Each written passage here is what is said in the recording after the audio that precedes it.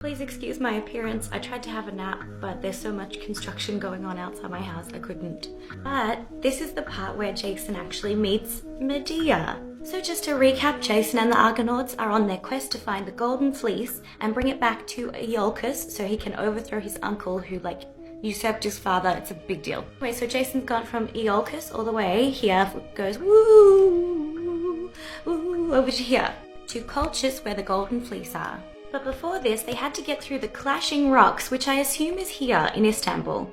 Phineas gave them the idea that they should release a dove into the air and see how it gets through the rocks. The dove goes through with only losing a couple of feathers, so that indicates that the ship will be able to get through with only minor damages. So now they've arrived in Colchis, and Jason goes up to King Aeetes, who is the king of Colchis, and says, "Hey, I want your golden fleece." And King Aeetes is like, no.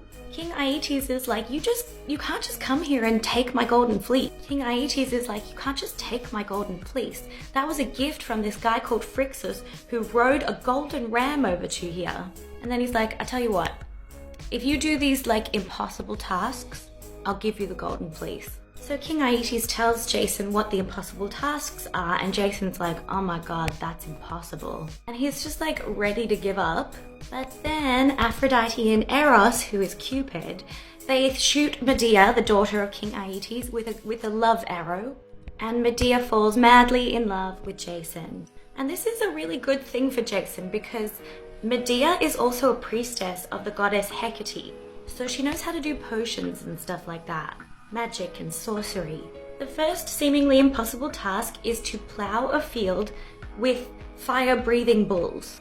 And Jason's like, hey Medea, if you help me, I'll marry you when this is all over. And she's like, yes, awesome. Here is some ointment and potions and spells to protect you from the fire-breathing bulls so you won't get burnt. You'll be able to go full Daenerys Targaryen with this. So Jason successfully plows the field with the fire-breathing bulls. So King Aeetes is like, ooh, why was that so easy? Do you remember in the foundation myth of Thebes, and Cadmus had to sew teeth into the ground and little men popped out?